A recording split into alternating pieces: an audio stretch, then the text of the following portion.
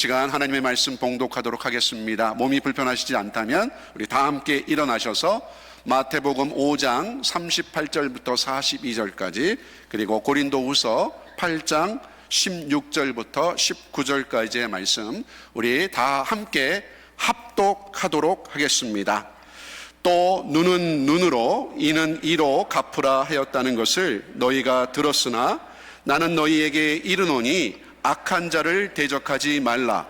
누구든지 내 오른편 뺨을 치거든 왼편도 돌려대며 또 너를 고발하여 속옷을 가지고자 하는 자에게 겉옷까지도 가지게 하며 또 누구든지 너로 억지로 오리를 가게 하거든 그 사람과 심리를 동행하고 내게 구하는 자에게 꾸며 내게 꾸고자 하는 자에게 거절하지 말라. 아멘.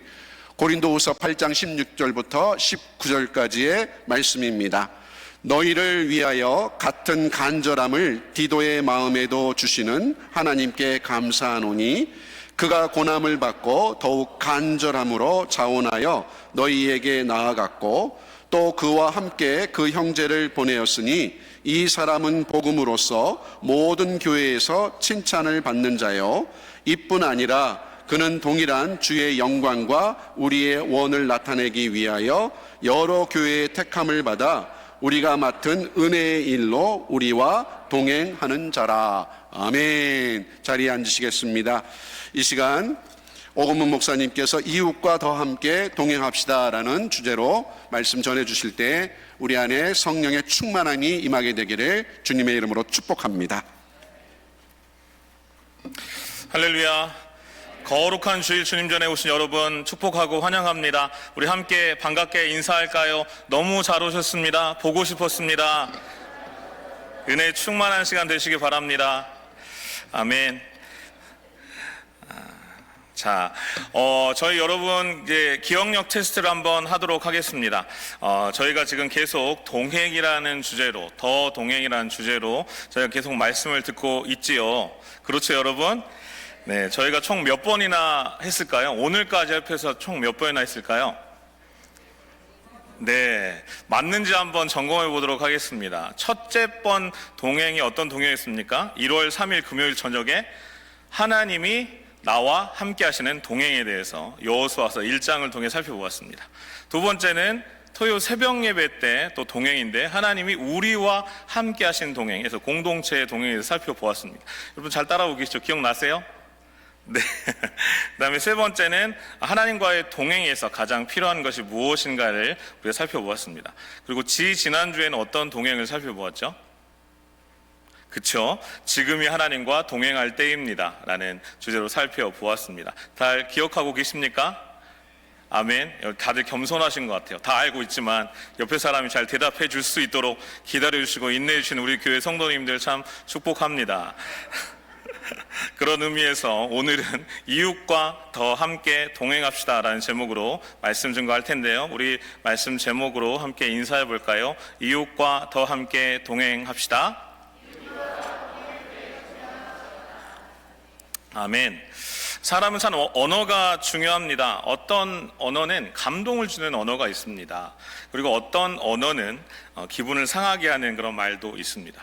방금 이렇게 말씀을 전할 때 보니까 이렇게 좀 전에 어떤 분이 어떤 분한테 방금 이런 표시를 이렇게 보내시는 거를 봤는데 너무 감동적이네요.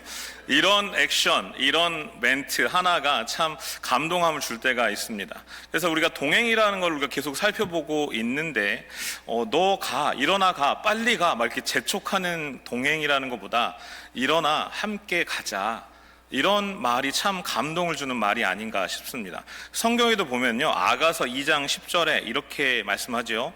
나의 사랑하는 자가 내게 말하여 이르기를 나의 사랑, 나의 어여쁜 자야, 일어나서 함께 가자. 아멘. 동행이라는 게 참 감사하고 공감이 되며 은혜가 되는 이 단어입니다. 국어 사전에는 길을 같이 가는 사람이다 라고 이렇게 표현을 해요. 동행하다라는 뜻의 히브리어 단어는 할라크라는 단어를 씁니다. 가다, 따르다, 걷다 여러 가지 의미로 성경에서 쓰이는데요. 근데 왜 이렇게 쓰였을까? 동행은 단순히 그냥 함께 걷는다라는 것보다 함께 사는 것을 의미합니다. 그래서 부부처럼 친밀하게 소통하고 사귀고 교제하는 것을 얘기합니다. 혹시 여기 부부로 오신 분들 부부 싸움 안 하시는 분 계시나요? 난 지금까지 결혼하고 나서 한 번도 부부 싸움을 안 해봤다. 나는 지금까지 부부 싸움 계속 하고 있다. 오늘도 사실 예배 오기 전에 부부 싸움 한번 했다.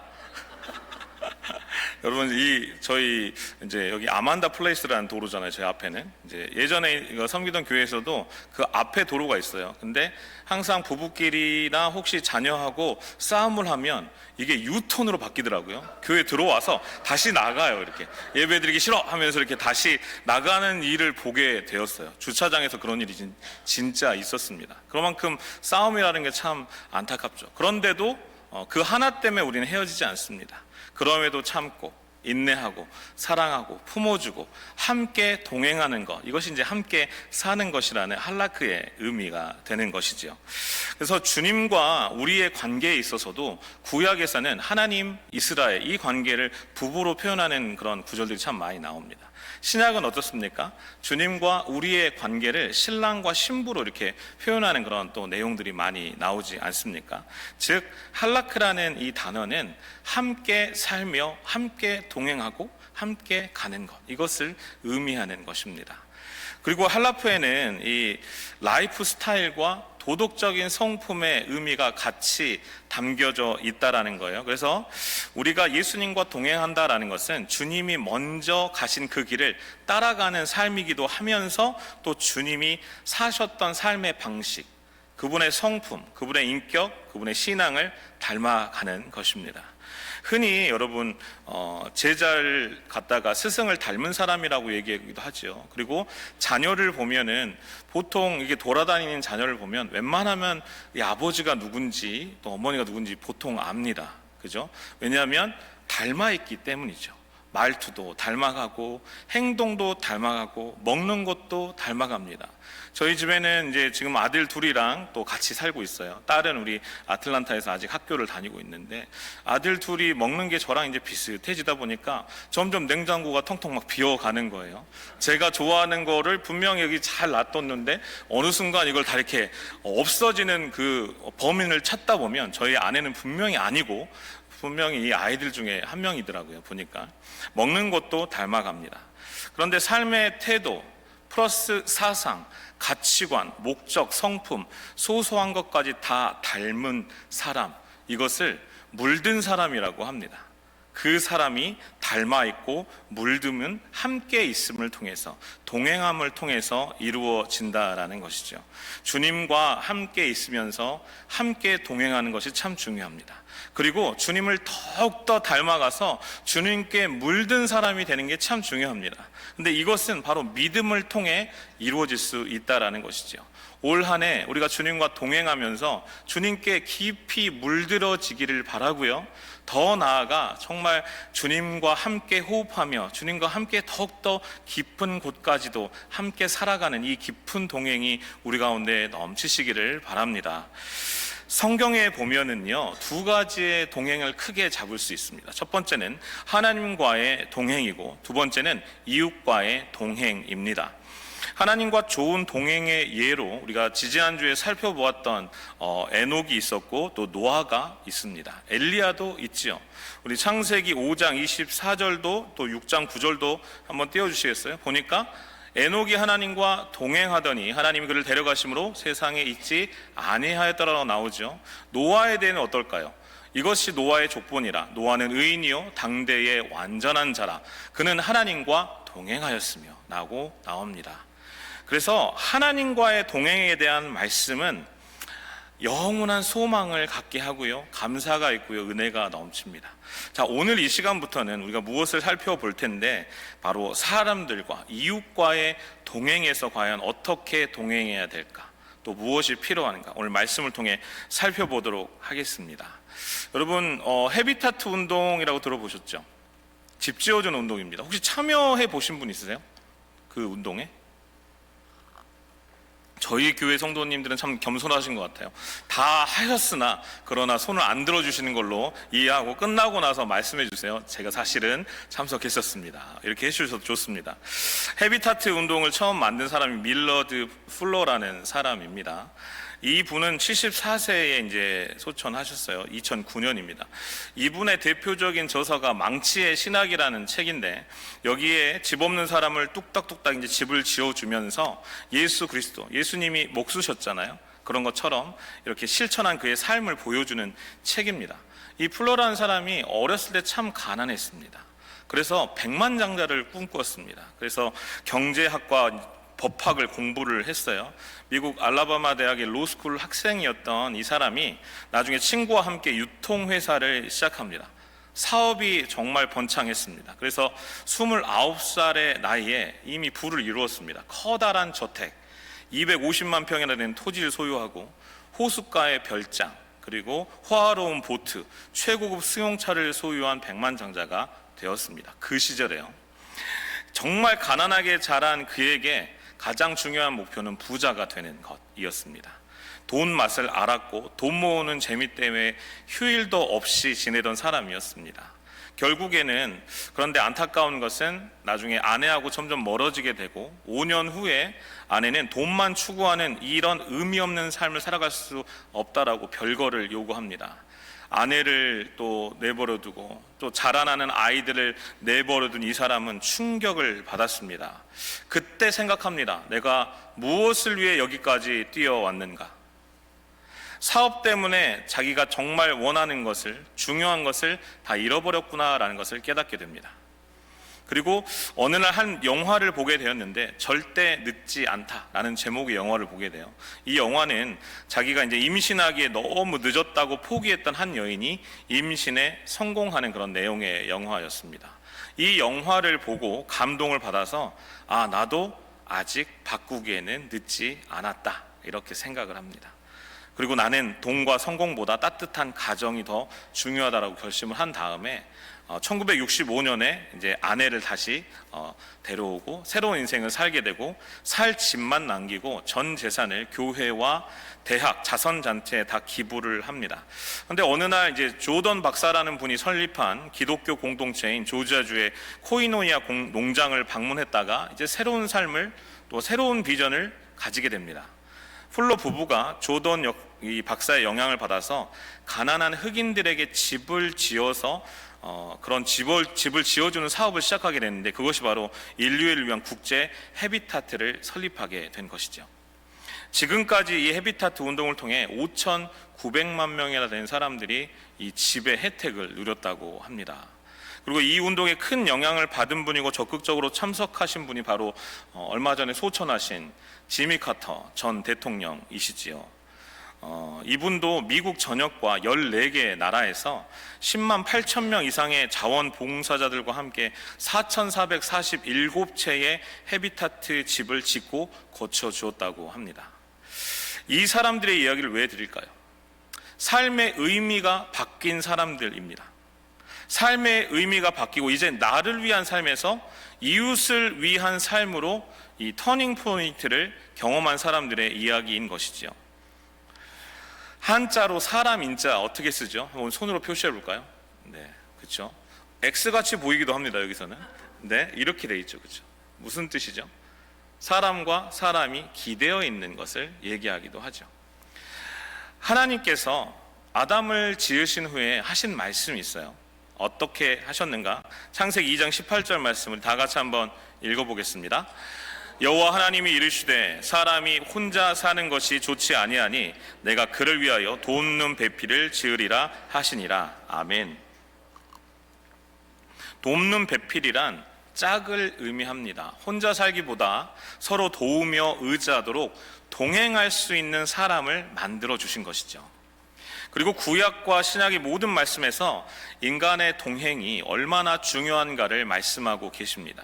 그리고 특별히 하나님을 경외하는 사람들에게 보이지 않는 하나님의 사랑을 증거하는 그 증거로 서로 사랑하는 것을 말씀하셨는데, 요한일서 4장 20절 말씀도 다 같이 한번 읽어볼까요?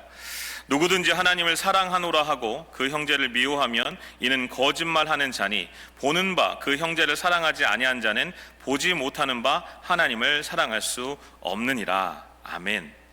그래서 우리는 오늘 본문들을 통하여서 우리가 어떻게 함께 동행할 수 있는가를 한번 세 가지로 살펴보기를 원하는데요. 오늘 말씀에서 마태복음 본문 말씀은 인생에 동행하는 가장 중요한 진리에 대해서 구체적으로 실천적인 부분을 말씀하고 있습니다. 그리고 오늘 우리 같이 한번 읽어볼까요? 마태복음 5장 오늘 본문입니다. 39절부터 42절 말씀 다 같이 한번 읽어보겠습니다. 나는 너희에게 이르노니 악한 자를 대적하지 말라. 누구든지 내 오른편 뺨을 치거든 왼편도 돌려대며 또 너를 고발하여 속옷을 가지고자 하는 자에게 겉옷까지도 가지게 하며 또 누구든지 너로 억지로 오리를 가게 하거든 그 사람과 심리를 동행하고 내게 구하는 자에게 주며 내게 꾸고자 하는 자에게 거절하지 말라. 아멘. 참 위대한 가르침이시면서도 우리 가운데 실천하기가 참 어렵다라는 생각을 합니다. 저도 참 이게 쉽지 않은 것 같아요. 아직 다른 분에게 뺨은 맞아보지 않았지만 이것도 참 참기 힘들지 않을까, 참 이런 생각을 해봅니다. 그리고 오늘 고린도후서 본문 말씀은 바울이 고린도 교회에 보낸 그런 편지의 내용인데요. 본문 말씀은 기근으로 어려움을 당하고 있는 예루살렘 교회를 돕기 위해서, 헌금 모금을 위해서 디도와 다른 두 사람을 보내면서 하시는 말씀입니다. 바울은 디도와 동역자 두 사람을 보내면서요, 모든 교회에서 칭찬을 받는 사람이고 하나님의 복음을 함께 전하는 동행자라고 소개를 합니다. 거액의 헌금을 관리하고 수송하는 이 일은 정말 믿음직한 사람, 신뢰할 만한 사람이 필요했기 때문에 바울은 가장 믿을 수 있는 사람들, 함께 동행하던 사람들을 소개한 것이지요.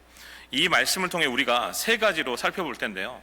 먼저 이 함께하는 동행이라는 것은요, 자기를 비움으로 가능합니다. 옆 사람과 인사할까요? 동행은 자기를 비움으로 가능한 것입니다. 여러분, 여행을 자주 좋아하시고 다니시는 분이 계십니까? 혼자 하시는 여행 좋아하세요? 같이 가는 여행 좋아하세요? 네, 같이 가는 여행을 더 좋아하시는군요.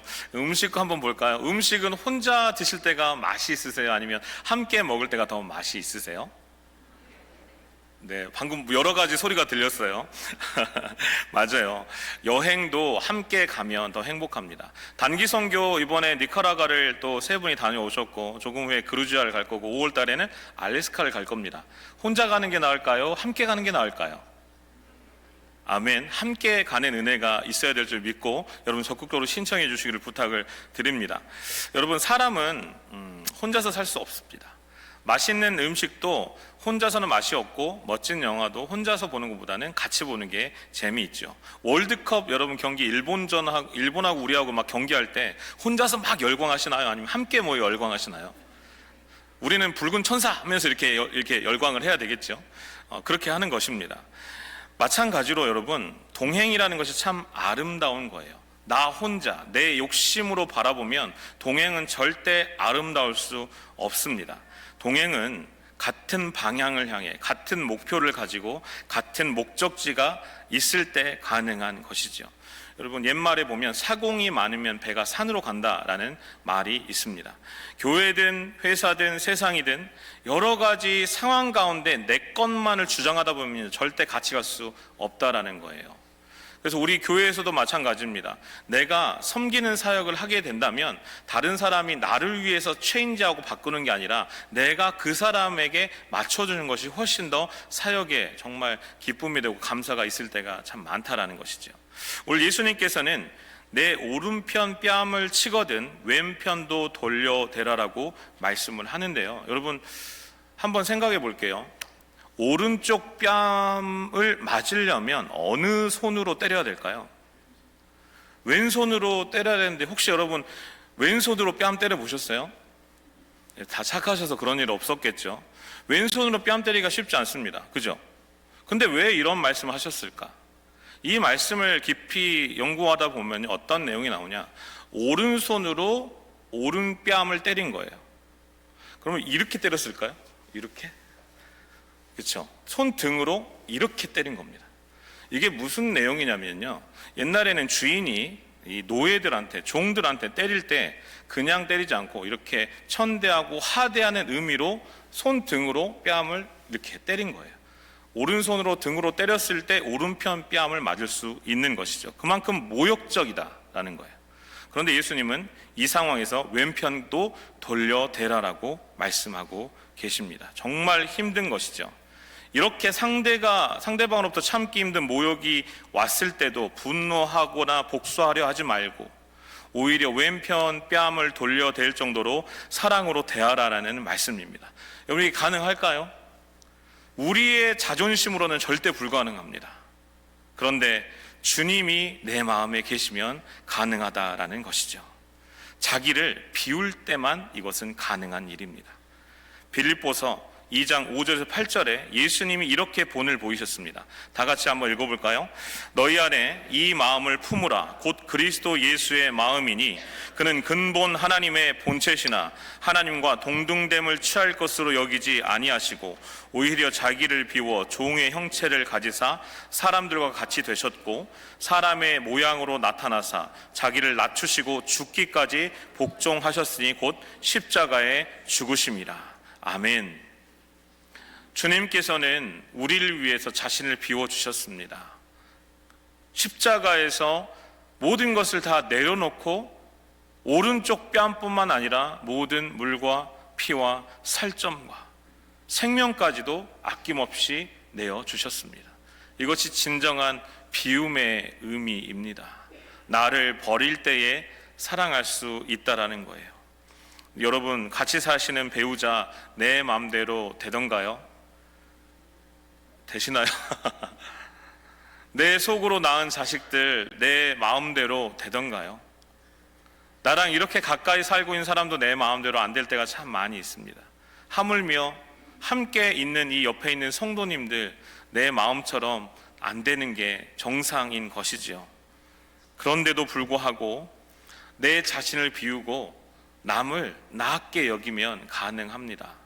여러분, 이 낮게라는 말에 받침 하나 달라지면 아주 달라지는 거 아세요? 의미가? 낮게를 지읒을 넣게 되면 나보다 남을 낮게 여기는 거가 되고요, 시옷을 넣으면 나보다 남을 낮게 여기는 것이 됩니다. 우리 주님은 우리 가운데 가장 낮은 자의 자리에 오셔서 우리를 섬겨주신 분이 바로 예수님이십니다. 그 예수님이면 오늘 이 불가능한 일이 가능하게 될 줄 믿습니다. 내 안에 계신 예수님과 내가 동행하면 내가 누구와 동행을 하든지 그 사람하고도 맞출 수 있고 나보다 그 사람을 더 낮게 여길 수 있는 이 은혜가 임할 줄 믿습니다.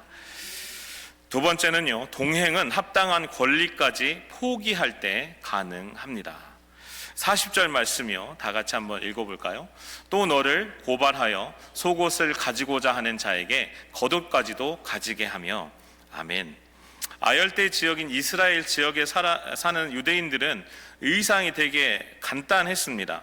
통으로 짠 키톤이라는 속옷을 하나 가지고 있었고, 그리고 가로 세로 2m, 1m 되는 사각형의 천 가운데 머리를 이제 넣을 수 있도록 구멍을 뚫은 히마티온이라는 겉옷이 있었습니다. 그런데 이 겉옷은 크기가 나름 컸기 때문에 밤에 이불로도 사용을 할 수 있었어요. 그래서 율법에서도요, 결코 이것을 그냥 가져올 수 없도록 이미 율법으로 정해 놓으셨어요. 우리 출애굽기 22장 26절부터 7절의 말씀 다 같이 읽겠습니다. 내가 만일 이웃의 옷을 전당 잡거든 해가 지기 전에 돌려보내라. 그것이 유일한 옷이라. 그것이 그의 알몸을 가릴 옷인즉 그가 무엇을 입고 자겠느냐. 그가 내게 부르짖으면 내가 들으리니 나는 자비로운 자임이니라. 아멘. 그런데 예수님이요, 율법의 완성으로 오신 예수님께서 뭐라고 하시죠? 율법으로도 보장하는 겉옷을 가질 그 권리까지 포기하라 라고 하십니다. 그리스도인은요, 자기의 권리, 비록 법적으로 보장받는 이 권리일지라도 그것조차 내어놓는 사람이 바로 그리스도인입니다. 이 사실을 사도 바울은 고린도전서 9장 18절에서 이렇게 말하는데, 다 같이 읽겠습니다. 그런즉 내 상이 무엇이냐? 내가 복음을 전할 때에 값없이 전하고 복음으로 말미암아 내게 있는 권리를 다 쓰지 아니하는 이것이로다. 아멘. 자신이 당연히 누릴 수 있는 이 권리조차 다 사용하지 아니하는 이것이 바로 하나님으로부터 받은 상이다라고 말하고 있어요. 여러분, 가족들끼리 우리는 권리를 내세우지 않습니다. 부모로서 포기한 것 여러분 많지 않으십니까? 이민 올 때 포기하신 것 많지 않으십니까? 부부간에 자녀끼리 서로 양보하면서 마땅한 권리라도 기꺼이 내어주고 포기할 수 있는 이런 동행자로서가 바로 가족의 사랑인 것이지요. 아름다운 동행이라는 것은요, 이처럼 자신이 누릴 수 있는 합당한 권리까지도 포기할 때 이루게 됩니다. 예수님께서는 하늘과 땅의 모든 권세와 권리를 다 포기하시고 이 땅에 오신 주님이십니다. 우리를 구원하시기 위해서 하나님의 권세와 권리를 다 버리시고 십자가에서 죽음을 택하셨습니다. 그래서 하나님은 사랑이시라라고 우리는 고백하는 거죠. 사랑은요, 권리를 포기하는 것입니다. 내가 나 된 권리를 포기하는 것입니다. 예수님이 하나님으로서 권리를 포기하고 인간이 되어주시고 십자가에 못 박혀 죽으셨기 때문에 우리는 죄사함의 은혜를 입게 된 것입니다. 죄사함은 우리의 권리가 아니라 하나님의 은혜입니다.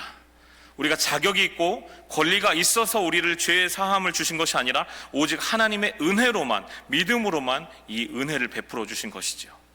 그래서 무익한 우리들을 위해서 권리를 포기하시고 우리와의 동행을 선택해 주신 분이 바로 우리 구주 예수 그리스도이십니다. 그 주님이 오늘도 우리에게 물어보십니다. 내가 너를 위해서 모든 것을 다 주었건만, 모든 권리를 다 포기했건만, 너는 이웃을 위해, 나를 위해 어떤 권리를 포기하고 있느냐? 권리를 포기한다라는 것은 실패가 아닙니다. 다 잃어버리는 것이 아닙니다. 예수님께서 하나님으로서의 권리를 다 포기하시고 인간의 몸을 입고 이 땅에 오시고 십자가에 죽으셨습니다. 세상 사람들이 이걸 끝이라고 생각합니다. 믿지 않는 사람도 너무나 많이 있습니다. 그러나 부활하심의 은혜를 입어서 다시 그 권리를 회복하셨습니다. 그리고 나서 우리 가운데 말씀하시죠. 하늘과 땅의 모든 권세를 내게 주셨으니 너희는 가서 모든 민족으로, 모든 족속으로 제자를 삼아 아버지와 아들과 성령의 이름으로 세례를 주고 너희에게 가르쳐 분부한 모든 것을 가르쳐 지키게 하라 라고 말씀해 주셨지요. 포기할 때 결국엔 하나님이 다 회복시켜 주십니다. 사랑하는 성도 여러분, 내가 누릴 수 있는 권리 포기할 줄 알아야 됩니다. 내가 목사인데, 내가 장로인데, 내가 중직자인데, 내가 회사 사장인데, 누구인데 하는 이 권리를 내려놓을 줄 알아야 합니다. 당연한 게 아니라 우리 주님이 은혜로 주신 것인지요. 바로 그렇기 때문에 하나님이 내려놓으라고 하실 때 순종함으로 내려놓을 줄도 알아야 합니다. 오히려 그때 이웃을 향한 하나님의 역사하심이 시작되는 것입니다. 내가 당연하다라고 생각하는 그것을 내려놓고 이웃을 위해 맞춰가며 동행하는 그 은혜가 우리 모두에게 있게 되시기를 바랍니다. 세 번째는요, 동행은 사랑의 마음으로 자원하여 행할 때 가능합니다. 우리 오늘 본문 41절과 42절의 말씀 다 같이 읽겠습니다.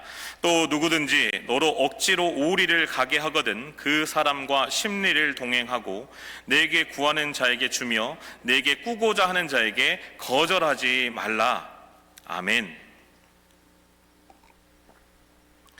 이 시대는 로마가 지배하던 시대입니다. 오래전 우리나라의 부역과 같은 강제 동원령이 가능한 그런 시대였습니다. 그래서 로마군이 인력이 필요할 때는요, 누구든지 강제로 징집해서 사람을 쓸 수 있는 그런 시대였습니다. 일을 시킬 수 있었습니다. 이런 예가 어디에 나오냐? 예수님께서 십자가를 지시고 골고다 언덕을 오르실 때 너무 밤새도록 채찍에 맞으셔서 힘이 드신 예수님이 자꾸 넘어지셨죠. 그래서 누구를 불러서 대신 십자가를 지우게 되죠? 그렇죠. 구레네 시몬을 부르게 됩니다. 그리고 대신 지게 했습니다. 우리 마태복음 27장 32절 다 같이 읽겠습니다.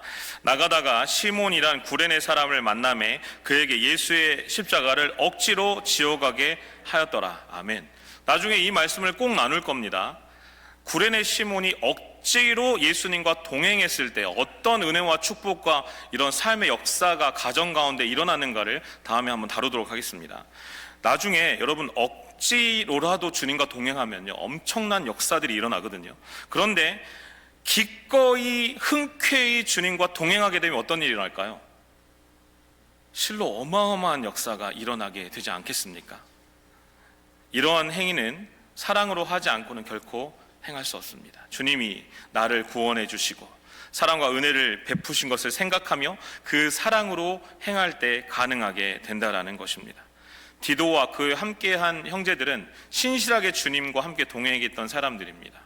함께 일하는 사람들과 아름다운 동행을 감당하는 사람들이었기 때문에 이들의 헌신, 이들의 사랑, 이들의 수고와 봉사를 통해서 주님께서 베푸신 은혜에 함께 이웃과 함께 동행하던 사람들이 바로 이 사람들이었습니다. 예전에 군대를 제대하고 들은 뉴스가 있습니다. 오래전 뉴스입니다. 뇌성마비 친구와 단짝이 되어서 학교 생활을 하던 초등학생들이 있었어요. 그런데 청주에 있었던 한 학생 김금순이라는 이 4학년 학생, 그리고 친구인 홍성봉이라는 이 학생이 있었는데 이 친구들이 뉴스에 나왔었어요. 그런데 이 중증 뇌성마비를 앓고 있었던 친구가 바로 이 친구입니다. 그래서 이 여자아이가 점심시간이면 이 어려운 친구를 위해서 구내 식당을 함께 데려갑니다. 배식도 받아줍니다. 밥과 반찬도 먹여줍니다. 그 닦아주는 모습까지도 이렇게 영상에 나왔었어요. 흘린 음식물의 뒷정리까지 했습니다. 주머니에 항상 손수건을 꽂고 다녔다고 합니다. 화장실을 출입할 때도 부축해주고 부모로서도 하기 힘든 것을 함께 해주었습니다. 쉬는 시간에는 수업 준비물을 일일이 챙겨주었고 덧셈 뺄셈을 힘들어하는 이 친구들을 위해서 가르쳐준 일도 빼놓지 않았습니다. 그리고 이 홍군을 놀리는 이 친구들을 앞에 이제 서가지고 따끔하게 혼내주면서 다른 사람에게 되게 보호해주는 그런 역할도 했습니다. 그래서 이 친구는 학교에서 꼬마 천사로 통했다고 합니다. 이 여자아이가 이렇게 얘기합니다. 아이들이 몸이 불편한 성봉이를 놀릴 때 마음이 너무 아파요 하면서 내가 없으면 성봉이가 학교도 다니지 못할 것 같아 선생님께 말씀드려 초등학교, 국민학교 1학년 때부터 같은 반 하고 있습니다라고 얘기했다고 합니다. 기특하지 않습니까? 여러분 이것이 참 아름다운 동행이지요. 이 아이는 나중에 이렇게 장래희망에 대해서 얘기했어요. 저는 다리가 좀 불편한 또 여러 가지 장애를 갖고 있는 사람들을 위해서 내가 봉사하면서 섬기기를 원합니다. 이렇게 장래희망을 얘기했다라고 합니다. 여러분 흔히 우리는 동행할 때 함께 길을 갈 때 나한테 득이 되고 유익이 되는 사람을 좋아합니다. 그러나 하나님께서 원하시는 것은 사랑으로 서로 짐을 져주는 그런 삶을 원하십니다. 갈라디아서 6장 2절 말씀 다 같이 읽어볼까요? 너희가 짐을 서로 지라 그리하여 그리스도의 법을 성취하라. 아멘. 이런 동행이 하나님이 인정하시는 이웃과의 동행인 것입니다.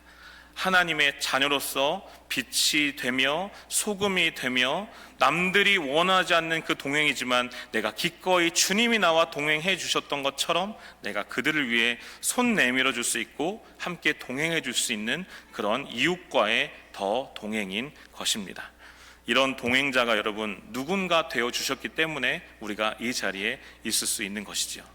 가정에서, 직장에서, 학교에서, 교회에서, 모든 삶의 자리에서 이런 아름다운 동행을 시작하는 우리 모두가 되시기를 바랍니다. 찬양팀 나오시고 반주를 좀 부탁드리고요. 한 직업을 제가 소개해드리고 우리 함께 찬양하고 기도하는 시간 갖도록 할게요. 여러분 가이드 러너라고 아십니까? 가이드 러너? 함께 뛰고 있는 저 사람입니다. 시각 장애인이 안전하게 운동을 할 수 있도록 함께 운동을 해주는 사람이고요. 이 사람이 보지 못하는 것을 그런 인포메이션들을 정보를 알려주고 제공해주는 역할을 맡은 사람을 가이드 러너라고 합니다. 어느 TV에서 마라톤 연습을 하는 가이드 러너를 보았습니다. 두 사람이 저렇게 끈으로 팔목을 묶은 채 달립니다. 가이드 러너는 함께 달리는 시각 장애인에게 바로 옆에서 소리쳐야 돼요. 이제 휘어진 길입니다. 왼쪽에 장애물이 있습니다. 계속 길의 정보를 알려줍니다. 이제 얼마 남지 않았습니다. 힘내십시오. 끝까지 할 수 있습니다. 당신은 함께 할 수 있습니다. 내가 당신과 함께 뛸 것입니다. 계속 얘기해 주는 사람입니다. 그렇게 호흡을 맞춥니다. 두 사람이 함께 달리며 조금씩 단축되고 있는 그 기록은 말 그대로 사랑의 기록이고 기적의 기록입니다. 연습을 끝낸 뒤 드디어 마라톤을 뛰고 나서 그 결승점을 골인하고 나서 두 사람의 이 포옹 모습은 참 은혜가 되고 감격이 되었습니다. 이것이 참 아름다운 동행인 것이지요. 여러분, 우리에게도 이런 영적인 가이드 러너가 바로 계십니다. 그분이 바로 우리 성령 하나님이십니다. 성령님은 우리 정말 앞날 모르지 않습니까? 내 앞에 일어날 어떤 문제와 사건 우리 모르지 않습니까? 그런데 영적 시각장애인 같은 우리를 주님께로 인도해 주시고 주님과의 동행하는 삶으로 우리의 길을 지도해 주십니다. 자칫하면 죄로 가서 죄의 구렁텅이에 빠질 수 있는 우리를 탄식과 기도와 간구로 이 길이 아니다, 이 길이 아니다, 이렇게 우리를 위해서 기도해 주시고 말씀해 주시는 분이 바로 성령 하나님이십니다. 길을 잃어서 뒤돌아가고 싶은 그 상황이 처할지라도 목표점은 저기야 하면서 우리를 격려해 주시고 위로해 주시고 손 잡아 주시고 함께 띄워 주시는 분이 바로 우리 성령 하나님이십니다. 그 주님과 동행하는 삶을 여러분 살고 계십니까? 이 줄 끊기 원해요, 나 혼자 달리기 원해요 하면서 하나님의 마음을 혹시 속상하게 하는 삶을 살고 있지는 않습니까? 우리 주님이 이렇게 뛰어오신 것처럼 앞으로도 여러분 계속 우리 주님이 함께 우리와 동행해 주시고 가이드 러너가 되어 주실 줄 믿습니다. 그리고 우리에게 숙제를 주십니다. 사명을 주십니다.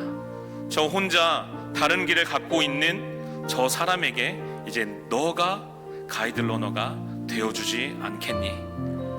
이 자리에 있는 여러분 정말 축복받은 분들이에요.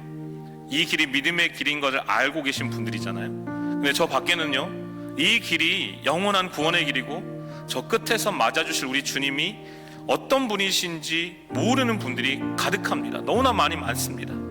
그 사람들에게 이제 우리가 가이드 러너가 되어 주시기 바랍니다. 그 사람들에게 손을 잡아주고 주님께 가는 길을 함께 걸어갈 수 있는 이 동행의 은혜가 우리 모두에게 있게 되시기를 바랍니다. 이제 우리 함께 찬양하고 기도할 텐데요, 아시는 분도 있을 거예요. 그리고 또 처음 들으신 분도 있을 텐데, 제목이 하나님은 실수하지 않으신다네라는 찬양입니다. 길에 대한 찬양이고 동행에 대한 찬양이고요, 신뢰하는 하나님, 흔들리지 않는 하나님에 대한 찬양인데, 우리 함께 아시는 분은 함께 찬양해 주시고 모르시는 분 한번 들어보시면서 이 은혜의 나눔이 함께 일어나게 되길 바랍니다. 함께 찬양합시다. 내가 걷는 이 길이, 내가 걷는 이 길이